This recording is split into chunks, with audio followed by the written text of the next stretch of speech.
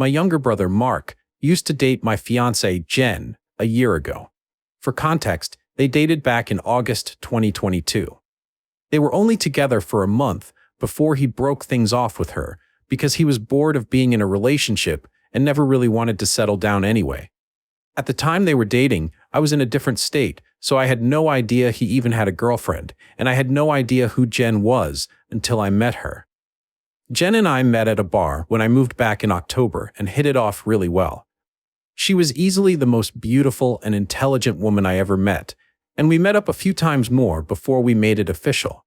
Fast forward to December, and I finally bring her up to my family and propose meeting her at Christmas. They knew I was in a relationship, but I'm not the most open about my personal life, so I kept details about her to a minimum until I knew how serious we really were. My parents asked to see pictures, and they started passing my phone around the dinner table. Mark saw it and blew up calling me a shit brother for dating his ex-girlfriend, and he demanded I break it off with her. I refused. When I asked Jenn about it, she confirmed they dated and gave me the details about their breakup. It took a few weeks, but eventually, Mark stopped bringing up me dating his ex, and I thought he was over it. On Jenn's birthday this year, I took her out to a fancy dinner with both of our families and her closest friends, and I asked her to marry me. Mark flipped once again and blew up about me proposing to her, which I and my sisters immediately shut down. The incident happened this past weekend. Mark had been pretty quiet about the whole thing for the last 2 months. I didn't see him much and figured he was in low contact with me, which I had no problem with. Then he invited me and Jenn for family dinner at his apartment with my parents and sisters. I thought it was weird, but my parents and sisters were also going, so we agreed to go. The dinner was nice, nothing too fancy, and we moved to the living room to talk. About 30 minutes into normal conversation, Mark stood up and told us he had an announcement. He made a long speech about being happy to have his family around for his big moment, then got on one knee and pulled out this cheap ring while asking Jenn to marry him. Jenn was confused and obviously uncomfortable and demanded that he put it away and stand up. My dad tried to make a grab for Mark, but I got to him first and punched him. I won't repeat most of it, mostly because I was too angry to even listen to most of it. But he said something along the lines of wanting to show me that Jenn wasn't really into me and just wanted to get back at him. Before it could get worse, my parents rushed me out and promised to talk to him. It's been a few days since it happened, and I'm still pissed off. I don't know what to do at this point. I'm scared Jenn might have second thoughts marrying me because of this. Any advice? First, thanks for reading and responding. I've been reading the comments between last night and this morning, and valid points were made. There isn't an update since the only people I've spoken to since that dinner is Jenn and my little sister. I want to clarify a few things that I saw in the comments. Jenn and I are newly engaged. It was one of those feelings where we both knew we were in it for the long run. As fast as it is, I'm sure about her. When we met, I was the one who approached her, not the other way around. Whether she knew or had suspicions of us being related, I don't know. I asked after finding out they dated, and she says she had no idea. I didn't have a reason to doubt that, but I can admit this seemingly overreaction on Mark's part does raise red flags. I had no idea she and Mark dated when I met her. Mark and I aren't close at all. We used to be, but as we grew up, we drifted and talked less and less. Before I moved back, we didn't really speak much, aside from special days like his or my birthday. Jenn knew of my family, but not much until I decided I was ready to introduce them to her. When she and Mark met again, I didn't get a sense of any residual feelings on either part. She didn't treat him like a stranger, but she also wasn't overly affectionate with him either. I was told this was a relationship that lasted a month. I didn't think I needed permission from Mark to ask her to marry me, but maybe that was wrong of me. I'm not sure. That being said, I plan to talk to Mark this weekend to lay everything out on the table and figure out what's up. I never asked for his side of their relationship, which is my fault for not doing my due diligence. If anything major or enlightening happens, I'll update. But for now, that's all I have. Update 2 days later. First, I want to thank everyone for reading.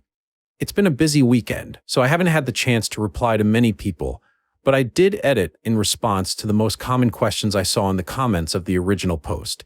Again, thank you. I appreciate it all, even the criticisms. Now for the update. I called Mark and asked him to meet up with me at my place to talk. I told him I would prefer Jenn to be around for the talk as well, but I was cool with it if he didn't want her there. He agreed to talk to both of us and showed up at my place around noon today. It was pretty quiet for a few minutes before I started the conversation. I apologized for not warning him I would be proposing to Jenn, and I apologized for hitting him. He said it was whatever, but he appreciated the apology. I told him what Jenn had said about the relationship and breakup when I asked her about it, and I asked him to confirm if it was true. I pretty much said that his reaction throughout the whole thing has been extreme, and I wanted to make sure I wasn't misunderstanding their relationship or downplaying how serious they were. He confirmed that they only dated for a few weeks, and he broke up with her because he lost interest. Jenn asked if he was acting like this because he still had feelings or regrets about ending things with her. He said he could admit he thought she was more attractive than when he last saw her, but there weren't any feelings or regrets. He said he just didn't like seeing a girl he dated, even if it was short-term, with his older brother, and as a man I shouldn't have violated him by pursuing things with his ex. I reminded him that I had no idea they dated, so it wasn't like I consciously did this, knowing their history together. He shrugged me off and said it didn't matter. I still should have broken it off. He was adamant that if the roles were reversed, he would have done the same thing, which I doubt. I asked him why he proposed to her if he didn't have any lingering feelings. Basically, to sum it up, he was talking about it to one of his buddies who was around when Mark and Jenn dated. And the guy put the idea in his head that maybe Jenn knew from the start that we were related and was doing this to get back at him, considering Jenn had been hung up on him after they ended. He and his friend thought it would be a good idea to test it and see if they were right. So he came up with the idea to propose and see if she dumped me for him. Jenn asked him to elaborate on why he thought she was hung up on him, and he told her that he heard she was asking about him following the breakup and still hanging out at the places they used to go to, so it was a valid assumption. Then for her to pop up randomly with his brother affirmed his suspicions. Jenn told him she'd only asked about him once following the breakup, and she'd been hanging out at those places with friends before they started dating, and she wouldn't avoid them because of a breakup.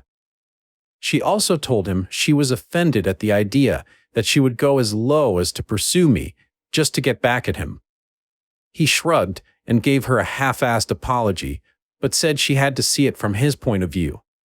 He asked her if she really didn't know, and she told him that she didn't see the resemblance in us until we were in the same room and we act nothing alike, so it never crossed her mind, and he said okay. That pretty much wrapped up the conversation. He did tell me before he left that I could take back his invite to the wedding because he can't bring himself to support our relationship knowing he used to date her. I told him he didn't have to worry about that, as he was most likely going to be uninvited anyway. It's been a few hours since our talk, and I do feel better. My parents aren't too happy about him being uninvited, but they understood that it was a mutual decision and probably for the best. My sisters told me they knew he didn't have a good reason for being an asshole, and they don't blame me for not wanting him at the wedding. As of now, I'm going to limit contact with Mark, and I doubt he'll reach out to me anytime soon either. Once again, I want to thank everyone for reading and commenting, and if anything significant happens, I'll update again. 2 months later. I couldn't post this to the same forum, so I'm posting this directly to my profile in case anyone is interested in an update. It's been a while since I've posted, but a few things have happened since my last talk with Mark, so I've been in low contact with Mark since our last conversation. I haven't called him, and he hasn't called me, and our only interactions have been in family settings. As it stands, my mom is now upset that Mark is still uninvited from my wedding. It started with a comment made during my younger sister, Sophie's birthday. Her boyfriend of, I think 4 years, proposed to her at the end of the night, and we sat around talking about what she envisioned for her dream wedding. She talked a bit about wanting a destination wedding and her ideas for the cake and dress. Then she said something along the lines of, "Teddy, I know Mark's banned from your wedding, but you won't care if he comes to mine, right?" I laughed it off and told her I can't get mad about her guest list, even if I wanted to. My mom gave me this weird look and asked if Mark was still not invited to my wedding. I told her yes, and she got irritated. She told me she thought I was joking and said I was being unreasonable to go through with banning him from the wedding since he's family. She accused me of holding a grudge just to be petty. I reminded her that he and I agreed on him not coming. I then told her that this wasn't the time to talk about my wedding since the day was about Sophie, and if Mark or her want to talk about my wedding, they can call me another time. Sophie laid into my mom a bit about trying to make her special day about Mark, and my mom dropped the issue. For those of you who might be wondering, Mark wasn't at Sophie's party because he apparently had to work and couldn't make it. A few days later, my mom stopped by my house and said she wanted to discuss my wedding. She asked me why I was so adamant about Mark not coming to my wedding. She said that I shouldn't be so insecure about Mark and Jen's previous relationship, and that uninviting him was a step too far. I told her that Mark and I mutually agreed on him not coming to the wedding, and he can come to me about it himself if he has a problem with it. We got into an argument, and she said that if I wasn't going to re-invite Mark, then she would not be coming either, because I'm ostracizing her son. I shrugged and told her, if that's what she wants, then she can toss her invite in the trash, because I won't beg her to be there. She asked me if I would really be okay with her not attending, and I told her it wouldn't be the first time she missed an event of mine because of Mark. She said I was being in butthole for throwing her past mistakes in her face, and she stormed out. I then started getting messages and phone calls from her and a few family members about the whole situation, saying I was in the wrong and urging me to invite Mark just to keep the peace. Jen's also been getting messages from my mom asking her to talk to me and get me to change my mind, but to my knowledge, she hasn't been responding. So far, most of my mom's side of the family are standing in solidarity with her and not attending, while my dad and his side of the family, which is only my aunt and uncle and their 2 kids, agree with me and are still coming. My sisters are also still coming to the wedding, and of course, Jen's family too. Also, I talked to Mark about it and asked him if he had a problem with not having an invite. He said he uninvited himself in the first place, and he doesn't get why they're making a big deal because he still doesn't want to go. He told me to leave him out of the fighting because he's not involved, and he says he'd tell her the same. As of now, I'm back to being in low contact with my mom, but my dad and I are still on decent terms. I'm still deciding on whether I'll re-invite my mom and her family should they change their mind about the boycott. But the chances are low, and I told my dad this too, which he understands. For now, Jenn and I started looking into downsizing the venue since the guest list is significantly smaller. Update: my mom is uninvited from the wedding indefinitely. About 2 weeks after she decided to not come to the wedding, she stopped by and said she wanted to clear the air and talk about everything. We agreed and invited her in to join us for dinner. Jenn made her a plate of food, and I asked her if she was still planning on not coming to the wedding. She said that while she wants to, she can't get over me not inviting Mark because of a simple mistake. I reminded her that his simple mistake was proposing to my fiance with me sitting less than 3 feet away from him, and she said it was just a joke. Jenn asked her why she wanted to talk if she was maintaining the same stance on Mark coming to the wedding. She said she wanted to talk to Jenn, and she was hoping Jenn would hear her out and talk me into inviting Mark again. She apparently assumed I was at work and she'd be able to catch her alone.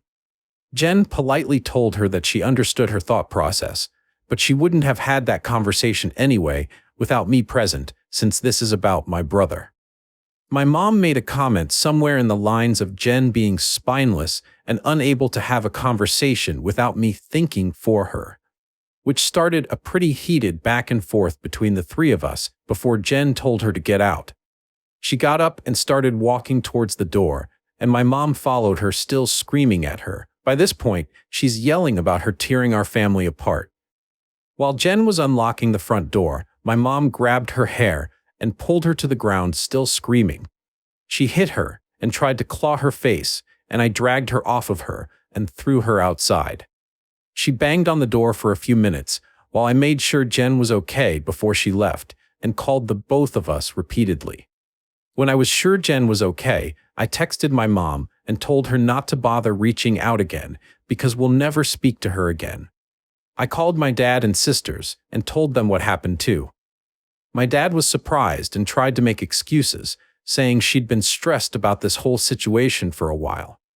My sisters say they knew she'd snap eventually since she's always been a crazy bi, and they said they'd come to make sure Jenn is okay.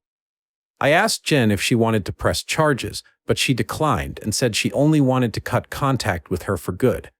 I said that part was obvious, but she should still talk to the police since she was physically assaulted, but she doesn't want my mom to get arrested. My sisters and Jenn's mom came by to comfort her, thankfully, so she's doing okay.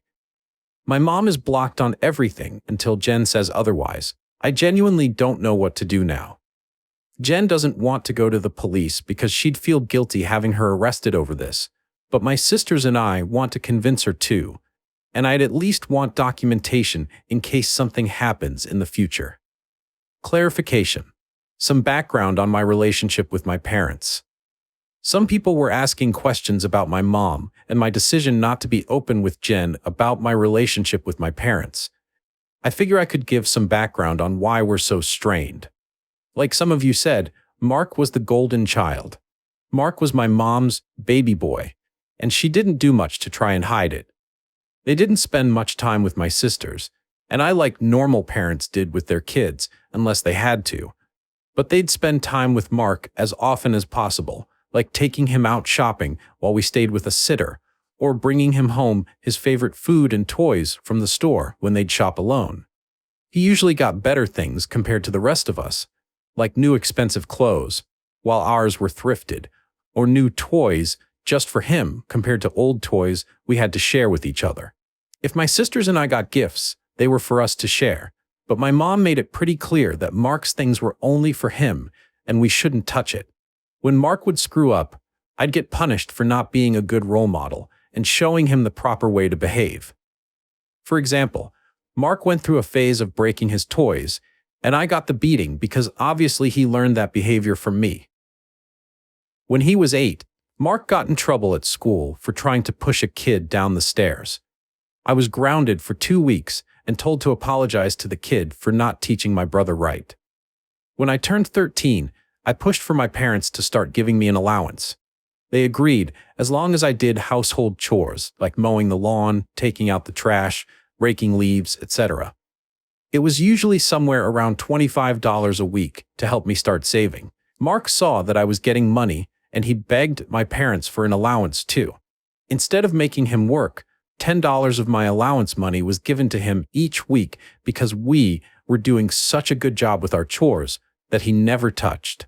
Whenever I asked him to help, he'd tell me it's not his job to do chores, so why should he bother?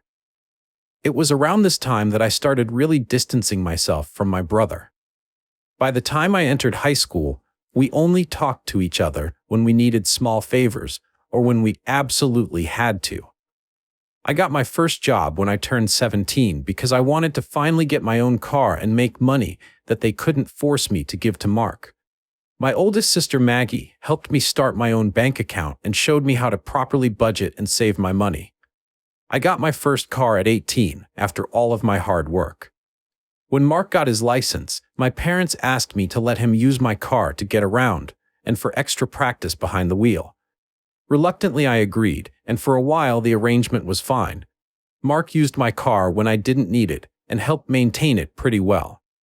When he expressed wanting my parents to buy him his own car, my mom came to me and told me to give him my car because he needed it more. When I refused, she threatened to kick me out. We got in a fight that night, which ended with her giving Mark my car and taking me to transfer ownership of it to him within the following few days.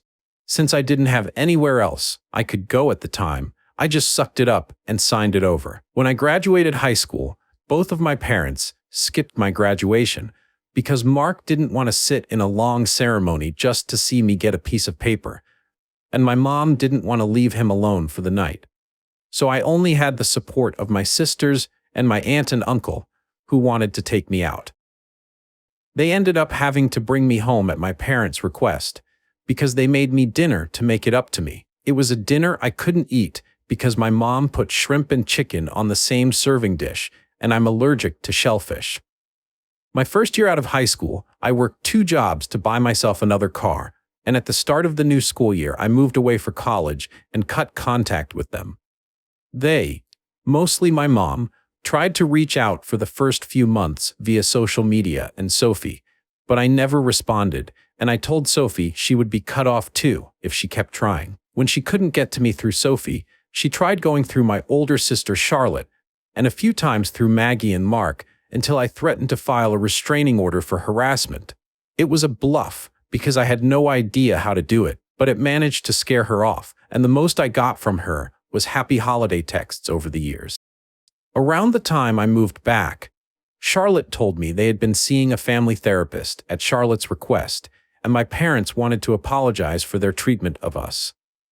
I was hesitant, but I agreed, as long as they would be genuine, and the reconciliation process started when I moved back home. That doesn't even scratch the surface of everything they put me through, and it took a lot for me to even begin to let them back into my life. When I met Jenn, I wasn't sure where my relationship with her was going, or where my relationship with my parents was going. I didn't want to mention my family at all, mostly because I was ready to cut contact again if I needed to. Jenn was understanding of it being a sore subject and didn't press for more. I hope this helps shed some light on some of the questions I'd been seeing pop up. To answer the most common question about why I chose to reconnect after everything, the short answer is because I would do anything for my sisters. Charlotte wanted the entire family around and for the birth of her first child and to help her while she adjusts.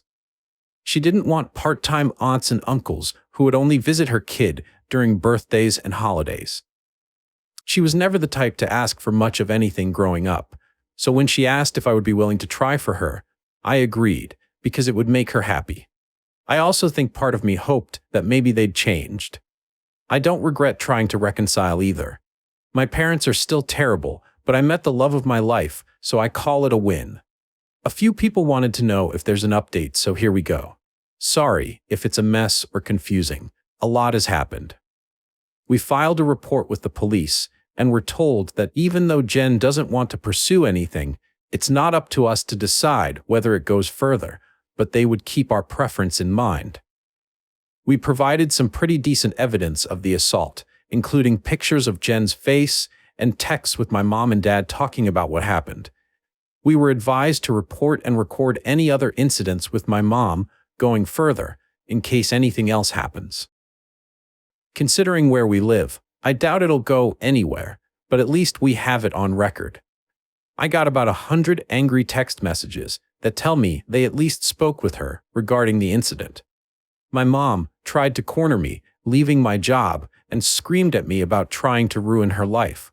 She kept screaming that I was an awful son for trying to get her arrested over a small misunderstanding, and she didn't understand what she'd done to deserve being punished like this. I told her that if she didn't like being in legal trouble, then she shouldn't have hit Jenn. She demanded I tell the police to forget the report, which I refused.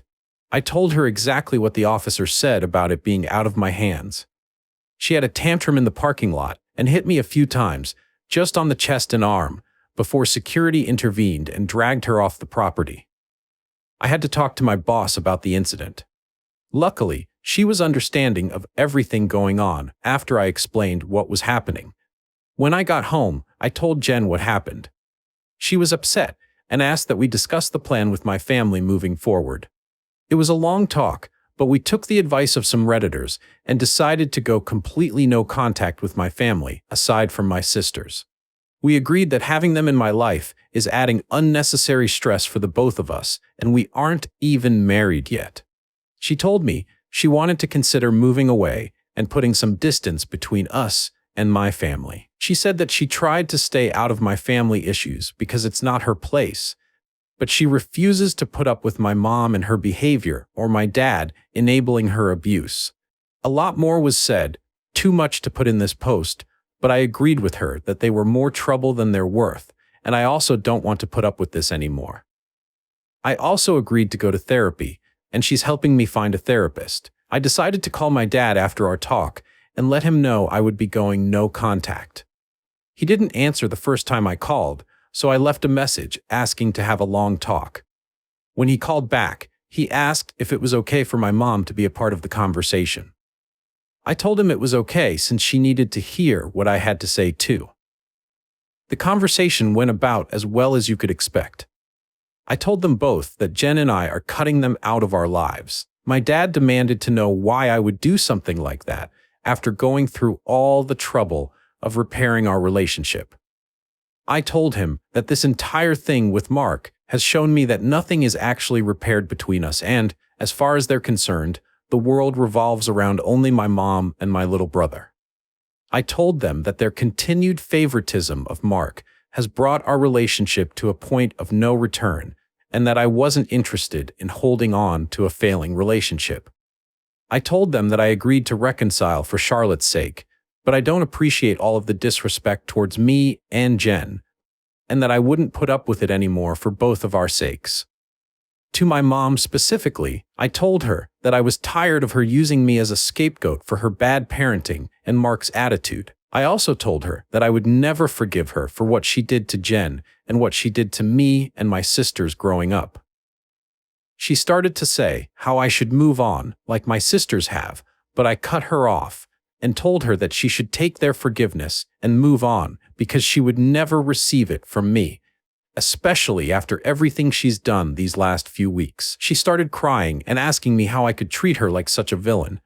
I told her she could only be upset with herself because I've done nothing wrong.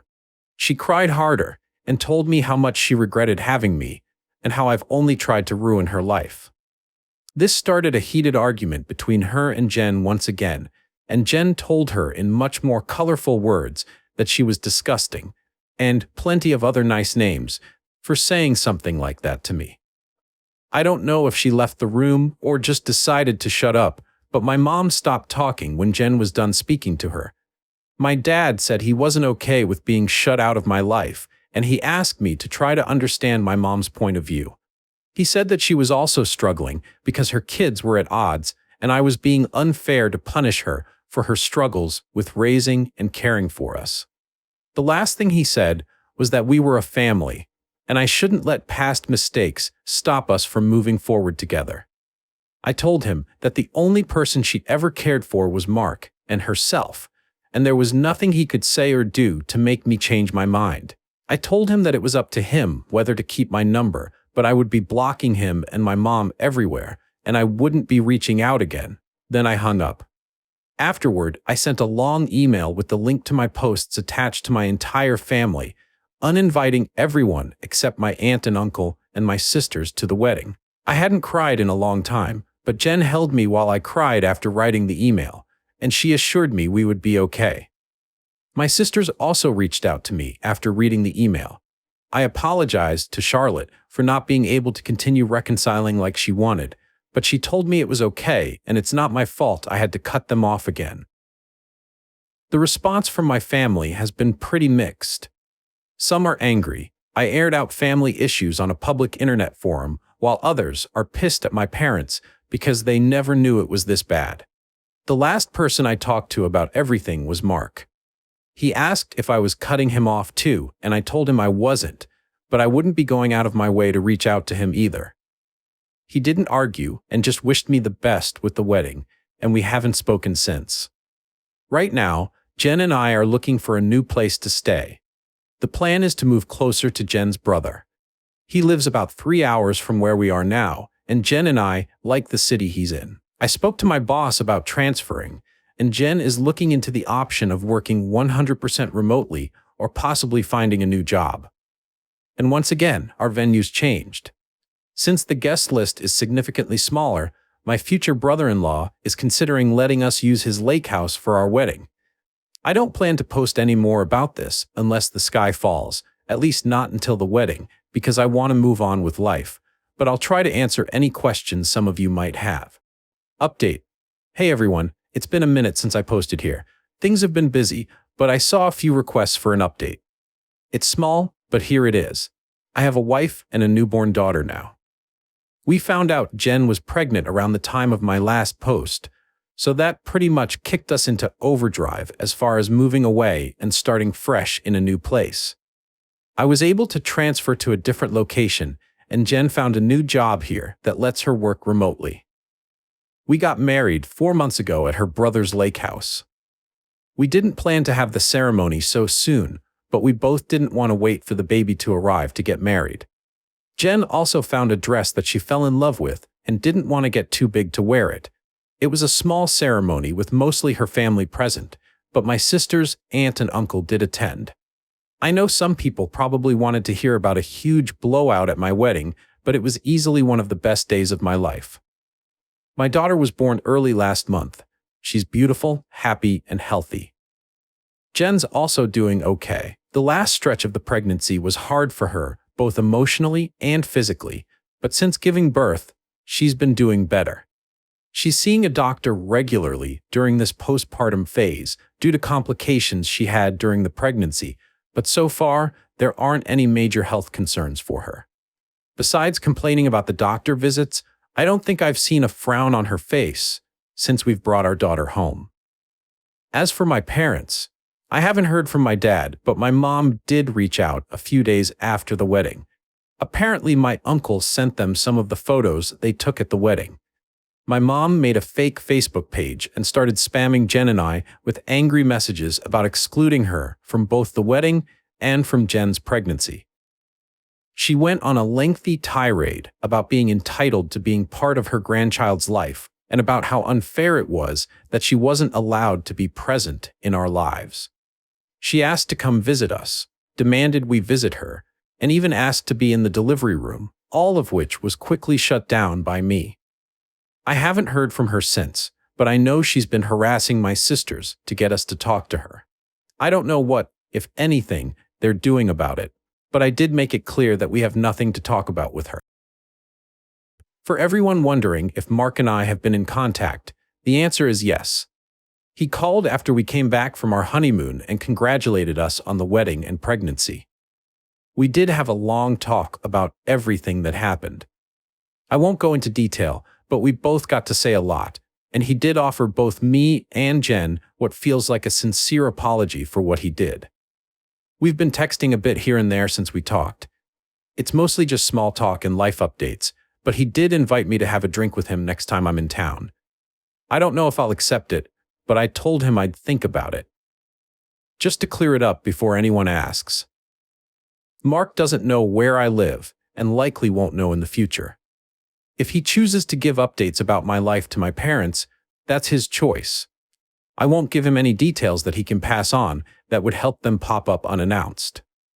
Unfortunately, even if we are able to form some sort of relationship, I'll never be able to fully trust him.